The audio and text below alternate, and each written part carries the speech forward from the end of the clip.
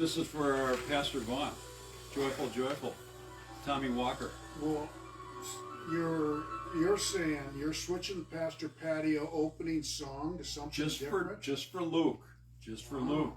I mean, just for December. Okay. I'm teaching on the gospel. This is joyful, joyful. We adore you. This is for Pastor Vaughn. Pastor Michael here with Thomas Goodrich. Pastor Patio number 90, Tom. 90. 90. Does that include Jerry's and all that? Yeah. But you're in about 50% of them at least. You know? Are all 90 able to be found on YouTube if you search it? They are on YouTube. Jesus in the City Ministries. Plus, our retreat messages are up there. In fact, the last 3 years of the retreats. Oh. And, we have our Christmas in the City going on, and it's, let's see, 2 weeks ago we had Give to the Max, and now what is this? Giving Tuesday or something? Is that a digital thing? No, yeah, it's the poor stepchild to Give to the Max Day, meaning the two were together. Apparently they split up, and now they're fighting for the donor dollar because they get a taste. Give to the Max. Whoever owns Give to the Max. There's websites and places that own them, and of all those zillions of dollars donated. I'm so skeptical of this stuff. I sent out some emails and texts yesterday only because I got to raise the budget for Christmas in the City. We're still chugging along. We got a lot of families in need, and so we'll be delivering the week of December 16th, 17th, 18th out of Dan's Marine. And so I was on the phone yesterday with Chrissy. We're getting our families covered. We got food costs, et cetera, gifts, and so I didn't know about Giving Tuesday till yesterday. Yeah. And so. And by the way, we're doing this again on a Tuesday. You allow yourself the flexibility of switching Pastor Patios to whatever suits your fancy? To a degree, but you were available tomorrow, and neither is Dan. Dan, our lawyer, has got a family gig tomorrow so he's got his consults, and he couldn't be here at all tomorrow. So this worked out good, Tom, because neither you nor Dan were available. We will see. I won't see Vaughn again until January because he's on. In January, I'll be going 2 to 3 a week. So we're amping this up. And friends, we want to encourage you to seek the Lord and sow into the ministries, both fishingforlife.org and Jesus in the City Fellowship.org, and sow into the ministries on the PayPal. We need your help, particularly with Christmas in the City. Friday Night Focus with Norton and Jerry, and then catch the devotionals. Jeff's off from Exodus now. He's done. He'll be picking things up in January. So, Tom, it is the Advent season. Yes. I took a 3-year sabbatical from Advent and from Lent. Sorry to say. You took a sabbatical from Lent? Yes, because I didn't feel it. How does that work? It is going to spin right into what you want to talk about. Are you serious? Yeah. Or messing with I know. I had no stomach for it. I had no desire, and I'm ashamed. I know all you perfect believers out there are all dialed in every Advent and every Lent season. That may be the funniest thing I've ever heard. And I just couldn't pull it together. How do you take a break from Lent?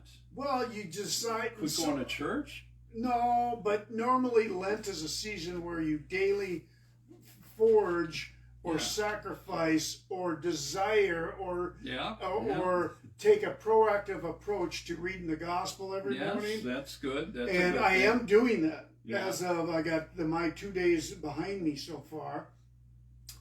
But the last 3 years I took a sabbatical, meaning I wasn't going to try to fake it, manufacture it, which you could make a case. When in doubt, fake it until you make it. Well, that's what we're going to talk about, being real. Yeah. Fake it till you make it. I couldn't fake it. Because my life was beat up in shambles. I'm in a dry, desert, vacant land, and I'm crawling on my hands and knees. The sun is beating down on me. I'm asking for water, and God is silent. You sound like a bad Far Side joke.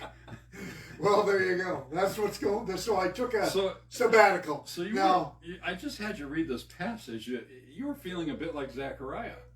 Kinda, yeah. Zechariah, who was the father of John. Yes. How encouraging that he got a little visit from an angel. I ain't getting no visit from an angel, but you do, so let's go. Well, Lord, I pray you guide our conversation, and I pray you speak to my associate Tom here about Revelation, and just give him a dose of your of your love this afternoon. All right. It's what is it? It's 2:21 Central Time, December 2nd, in the year of our Lord 2025, and I'm going to just read this. Lord, out of Luke 1, I spoke about it on Sunday. I'm going to pick up more. Now, this is the opening of the Gospel of Luke. Many have undertaken to draw up an account of things that have been fulfilled among us, just as they were handed down to us by those from the first who were eyewitnesses and servants of the word of the Lord. He's talking about the original disciples. And with this in mind, since I have carefully investigated everything from the beginning. So he was a skeptic too. He was a curious doctor. Luke, yes. Speaking about Elizabeth and Zechariah and Mary and all of the but he's recording stuff just as he sees it. He's first-hand report. He's coming as a detective. Okay. A spiritual historical detective. He was doctor? He was a doctor. Okay. We know that because Paul mentions him as being the Dr. Luke. And I too decided to write an orderly account for you, most excellent Theophilus, so that you may know the certainty of things you have been taught. Tom, you know what Theophilus means? No. Theo is God. Okay. Theophilus, friend of God. Okay. So that's who's getting this letter. And of course it's been duplicated. So then we flip forward. We know that Zechariah had an attitude when the angel showed up. Okay, no, I don't know. Give me more. I just said he was, angel showed up because... The angel shows up. Zechariah asks the angel, how can I be sure of this? Okay. I am an old man and my wife is well along in years. So he's not saying, really? How's that going to happen? From a curiosity versus... He's skeptical. Yeah. How do I know? Because the angel looked too human, and how do I know you're an angel? Or the proposition the angel promoted was what he was skeptical about. Well, it says an angel of the Lord appeared to him. So he's in the temple. Okay. The angel appears in the temple. It says Zechariah saw him. He was startled and was gripped with fear. So he knew it wasn't some Roman soldier. He was scared, and he was gripped in fear. It says, "Do not be afraid, Zechariah. Your prayer has been heard." Now this is what's interesting, Tom. Think about this. Mm-hmm. You've been praying for years, maybe decades. Yeah. And you're exhausted from praying, exhausted from watching the dysfunction, maybe of one's family or governments and chaos, whatever. Do not be afraid. Your prayer has been heard. Your wife Elizabeth will bear you a son. You will call him John. He will be. So he goes on to describe. You're selling me could be a false bill of goods, and you want me to bank on this and change my life and get ready for a child? What if it ain't for real? Is what he's saying. Exactly, but it's an angel, Tom. I know. What? But he's still questioning. That's pretty ballsy. Man, he's coming from a critical viewpoint. Okay. He says, how can I be sure of this? The angel said to him, I am Gabriel. That's a high-ranking dude there. Yeah, he's an archangel. Gabriel means messenger. I stand in the presence of God. I have been sent to speak to you and to tell you this good news. And now you will be silent and not be able to speak until this day happens because you did not believe my word. So, I got a lot of thoughts right there. Go ahead. If you really want to play with those high stakes, and maybe we're fortunate we don't, meaning, I haven't had an angel visit me, and if I did, and I'm doubtful, I might be silenced. Therefore, Tom, somewhere along this journey of your life, because you had the pushed on you born again experience, but then things got real in the Army Sure. with Ron. Somewhere in there, you knew God was real. I've had, sure. When? Well, where? You don't need here's to tell, the deal. You don't need to tell us Okay. when. How it happened. The angels don't appear to me, and maybe they do to you, and maybe I'll be surprised when all's said and done. There was an angel there. There was an angel there. Look at this guy. That'd be a great storyline. Yeah. I'll accept it. But what I do get is I get a word, and I just own it. And maybe my mind is trained that I'm a military guy. I need marching orders. I'm simple. And my latest word was, well, I have one more recent, but prior to that was buy a house, build a home. And I got that. I remember that. That's it. And I did it, and I was obedient. Same thing with Fishing for Life. Started that out of obedience, got a word. There's been no angel. There's been clarity, and I've been an obedient soldier with a lot of doubts in between. So when you ask me, it's kind of provocative because you're asking me to say, when did you know God was for sure, for real? I'm in and out of that. But when you got revelation in Afghanistan to start Fishing Sure. for Life, you didn't question if that was from I God. didn't. I have sense, and I will again. Well, that's And if the stakes were as high as it was here, you know, I could be silenced. But here's It's the thing. like the stakes, hang on. The stakes of a prophet back then were pretty high. That's right. The stakes today are limited, meaning you can be a prophet, be wrong, be a charlatan, be wrong or right, and the stakes ain't that high. Back then, God was, you wanted to be a prophet and you're wrong, you're put to death. We don't have those stakes, and I'm kind of grateful for that because I would be put to death. I'm not. Tom, you don't come off like a false prophet. Oh, I know that. But I'm saying, here we got Zechariah questions an angel, and he's silenced. Well, the problem is he's in a place where no one could have gotten through the front door. So this angel appears while he's doing his priestly duties. And the angel cuts to the chase. He says, you will not be able to speak until this day happens, until the day this happens, because you Is that 1 year, 2 years, 3 years? No, why his wife was pregnant. Yeah, but we don't even know if she's pregnant yet. Yeah, She was. It says. But regardless, he's silenced for how long? Is she 6 months along? So he's got 3 months of silence. That's not it's a punishment. It seems to me. The stakes are not like they were. Well, what's interesting, the angel must have been given instructions. It's like the Lord said to him, all right, you're going to go dispatch this message to Zechariah. Now listen carefully. He's not going to believe you. He's going to be kind of hard. But that's why I'm sending you, Gabe, because I know you're going to be clear with him. Because he's not hard, and because his heart is hard, we're going to silence him. Yeah. But You heard him? But yeah. Do you think, this is almost Old Testament stuff. And it is. It's before the covenant, the new covenant. Yeah. But meanwhile, the people were waiting for Zechariah and wondering why he stayed so long. So I find it fascinating because he's been praying, and he's also been shamed a lot because if he didn't have a child back then, he was a priest. You were considered not blessed. You were considered, and he probably had a lot of shame thrown on him. So it's quite a contrast between him and Mary. Yeah. Where she's young, and he's the primary player in this storyline, where Mary's the primary player in the other. He might be in his 70s or 80s. It does sort of remind you of Abraham as well, a little bit of flavor of that. Pretty Again, much. the theme of having a child. Okay. And then the 6th month of Elizabeth's pregnancy, God sends the angel Gabriel to Nazareth to talk to Mary. Now, this is the difference. To a virgin pledged to be married to a man named Joseph.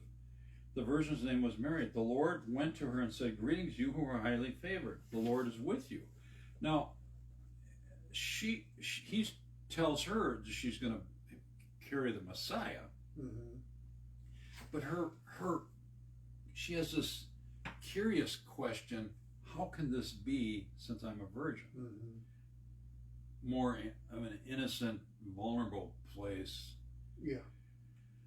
Understanding the birds and the bees. See, somewhere in there, Tom, you knew God was real. When did that? Well, okay, so yes, for sure. And you know what? It was more the pull. When I was on the altar, I wept profusely. And I could sense and feel the forgiveness of my sins, the acceptance as a child of God, and entering into what is, I get to be a king's kid. That's a big mental change. Now, living that out is hard work.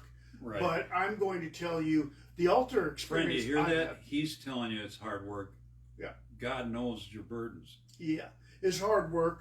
I experienced the forgiveness, the love, and the acceptance of Jesus Christ and the God the Father at the altar, and I just lapped it up and took it and received it, and then I had to learn how to live it.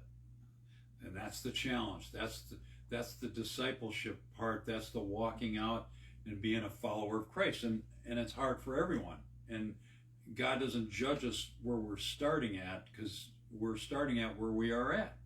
And with the baggage we got. Yes. And where you were born into. I was talking to some young people recently, and just, you don't have control where you're born into. No, and your family of origin. And one of the most freeing books I've ever read back then. Did you ever read it? I think it was just simply called King's Kid. No, I've not. It pretty much is the premise. Talks about what an orphan does, lives, and acts like, and what a king's kid does, lives, and acts like. Well, and the orphan spirit is, yeah. Well, the orphan spirit grabs, steals, destroys. He's always anxious about tomorrow. Thinks he versus a king's kid has an inheritance coming to him. It's like you can live freely because you have the wealth of your father, the blessing. It's a wonderful, and it helped me on my journey. But it doesn't say go spend your riches on foolishness. No. It's talking about being prudent. Oh, yeah. But living, feeling that. Walking in confidence. And most of us probably, and then having your male father blessing, it bestows that once you understand it. And most of us come out of hardship, family of origin issues, and we didn't get the blessing from our father. And learning to live like a king's kid is... I know that battle. Different. I've had those battles, that orphan spirit, growing up with Riley and the insanity. I thought, is this it? Yeah. Is this a bad joke? Yep. And we store up for hard times. Now that's prudent, but it can't control your life. At some point, you got to trust in the Lord and say, "I'm a king's kid. He's going to take care of me." And okay, to get to that place, Tom, was that a radical shift? Did that happen? Again, no. It was a book I read, and it felt like, I'm not trapped by the burden of family of origin stuff. And now they're understanding how to live like that. To get to that place, I'm still trying to arrive there, because you know me, I'm back and forth on a lot of this stuff. I don't live by any means. I think that's the 20-somethings and the 30-somethings battle, because they get angry with their parents. We've all experienced that, and I was angry with my father for a long time. I had to go through forgiveness with that, and that was real stuff. And then I came to the place of accepting that he's not changing. Yeah. And it's my call to love him in spite of the craziness. Yeah. Well, now we see our 20-somethings, our 30-somethings, our teens. Yeah, who've had, frankly, a lot more abundance than we did. Yeah. They did, but here's the one difference. The promise of the American dream is not as viable as it was when we were growing up. You could achieve, I'm wondering if that is a little of the anxiety. Well, I believe you're right, and I think that's very real, because it is harder. You talk about rent coming out of the chute, trying to get. You could find rent for $300 a month back with two roommates. Now it's a lot more, and it should be. There's cost for. Well, the issue also, Tom, is that the taxes today are.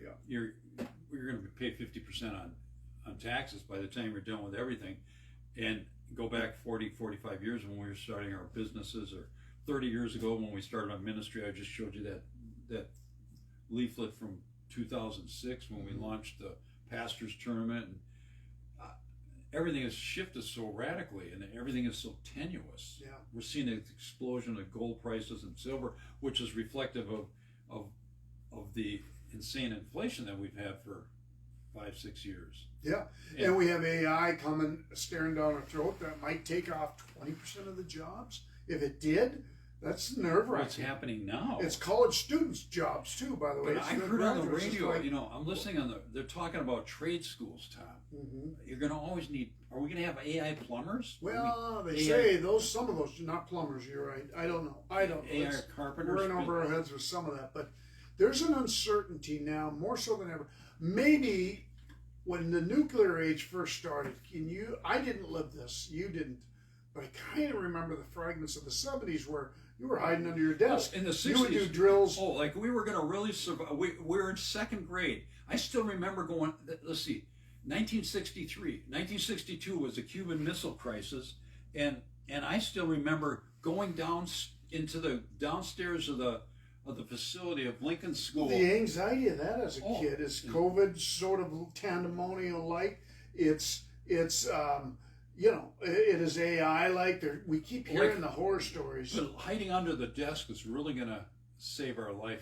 Yeah, but then you got to get up, go home, and you go to sleep and have dreams of that. That's tough stuff on a kid. We're seeing that again, that cycle through, and with all the uncertainty. All right, we know the uncertainties now. We know the struggles. We know the anxieties. And Zechariah they had a hardness. The angel shows up. The same angel, Gabriel. Mm-hmm. He's busy. He shows up at Mary, and it's a lot different. The angel answered, "The Holy Spirit will come upon you. The power of the Most High will overshadow you. So the Holy One to be born will be called the Son of God." When Elizabeth, even Elizabeth, your relative, it doesn't say, she might have been an aunt, is going to have a child in her old age. And she, who was said to be unable to conceive, is in her 6th month of pregnancy. Mary says, "I am the Lord's servant. May your word to me be fulfilled." The Greek word is telephia. A much more obedient sort of platform. She's more willing. She doesn't get silenced like Zechariah, which is just interesting to me. One gets kind of smoked a little bit. Well, I think he's probably got 60 years, 70 years over her in hardness of the world. Yeah. May your word be fulfilled. Now, most theologians believe that was the moment of conception. Well, when she said yes. She could have said no. Yeah. There would have been a plan B, but the Lord knew that she was going to say yes, and that sets off, I call it the changing of eternity, because the new covenant. Yeah, the rock is dropped in the water and the waves are rolling out. Yeah. And this is a spiritual atomic bomb, an atom bomb that's changing the course of history. I think our yeses and our nos affect.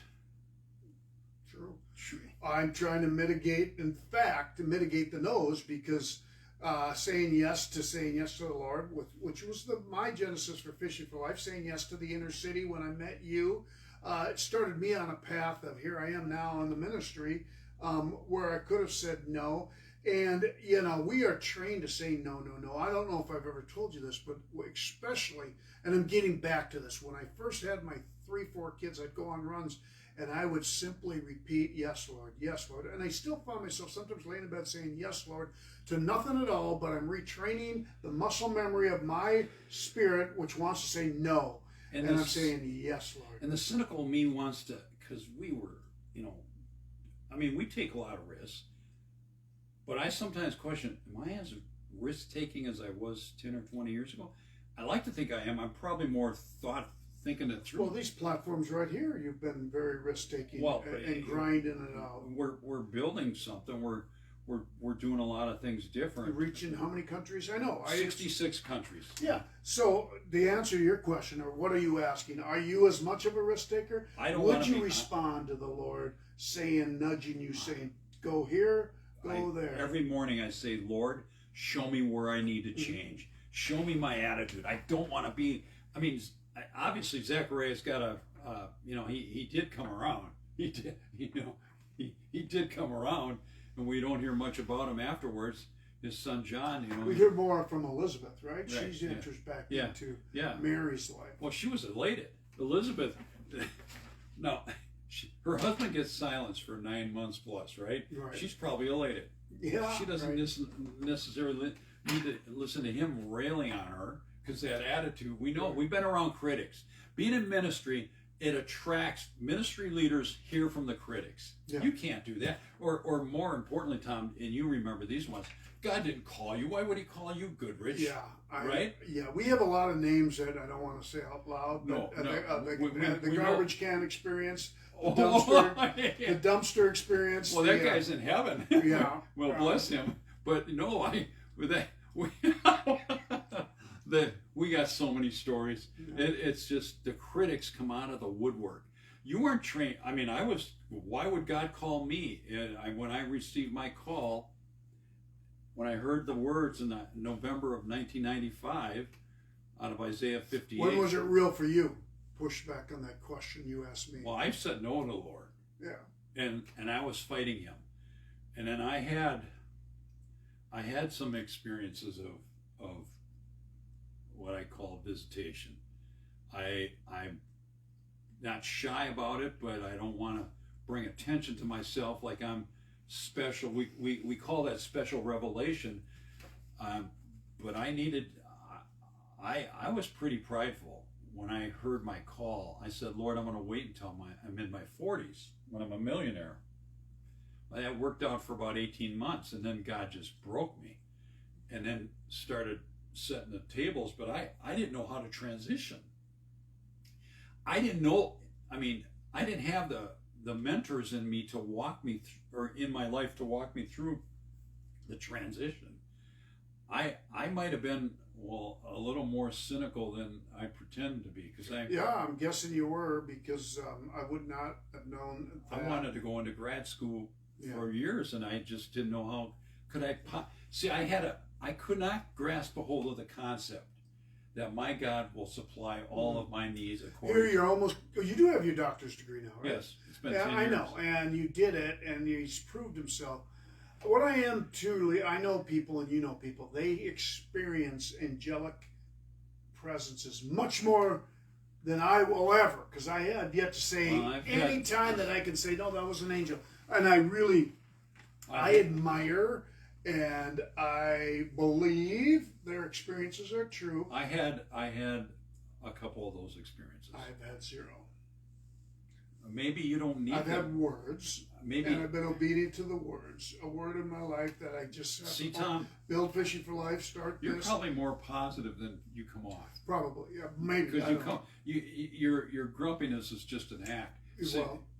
See, I believe the Lord will reveal whatever you need to hear from Him. He will do so as long as you're sincere. Now, Zechariah was a grump. He was critical. But God had set the pieces in motion, and Zechariah lost faith, and he became hard. But God dealt with him too.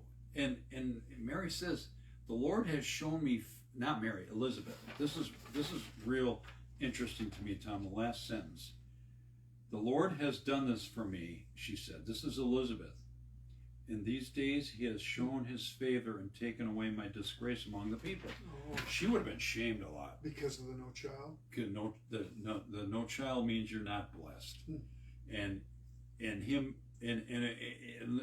I would say the Pharisees even went further, because if you recall the teachings we're doing at Deep Seas, the iams of Jesus, when Jesus healed the blind man and the Pharisees didn't believe he was really healed, they tried to prove that he was not really blind. Yeah. He was born blind, and Jesus says this was done to show God's great will. The Pharisees are so hard and critical that they're trying to shame the blind man.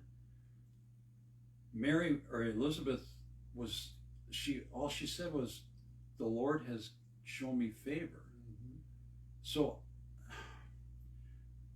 to make that pivot is where we have to say, my heart's not trusting in this, Lord. I need help here. And that's a confession of faith. Yeah.